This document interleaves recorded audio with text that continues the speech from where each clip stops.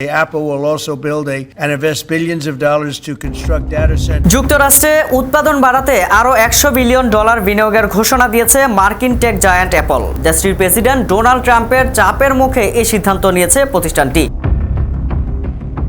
যুক্তরাষ্ট্রে উৎপাদন বাড়াতে আরও $100 বিলিয়ন বিনিয়োগের ঘোষণা দিয়েছে মার্কিন টেক জায়ান্ট অ্যাপল।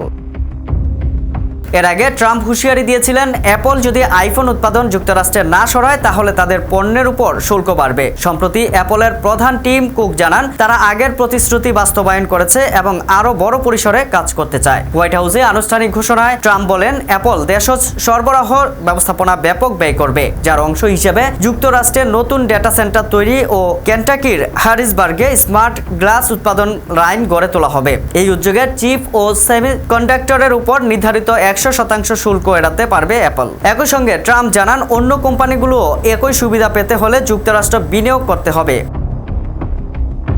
অন্যদিকে অ্যাপল প্রধান কুক বলেন, যুক্তরাষ্ট্র তাদের বিনিয়োগের ইতিমধ্যেই ফল দিচ্ছে এবং নতুন তহবিলের মাধ্যমে বিশ্বব্যাপী ব্যবহৃত অ্যাপল পণ্যের গুরুত্বপূর্ণ উৎপাদন এখানেই উৎপাদিত হবে। তিনি ট্রাম্পকে একটি কাচের ভাস্কর্য উপহার দেন, যা ওভাল অফিসের রেজলিওট ডেস্কেই তৈরি করা হয়।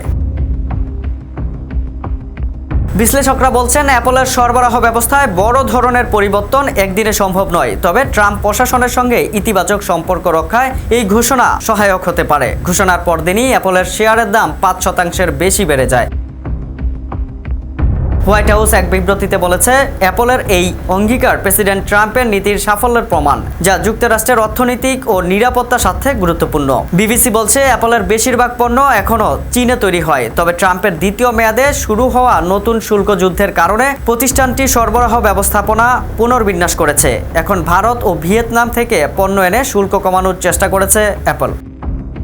তবে এপ্রিল থেকে কার্যকর হওয়া পারস্পরিক শুল্ক নীতির কারণে জুন পর্যন্ত 3 মাসে কোম্পানিটি $800 মিলিয়ন বেশি শুল্ক দিয়েছে। আগামীতে আরও $1.1 বিলিয়ন শুল্ক দিতে হতে পারে বলে আশঙ্কা রয়েছে।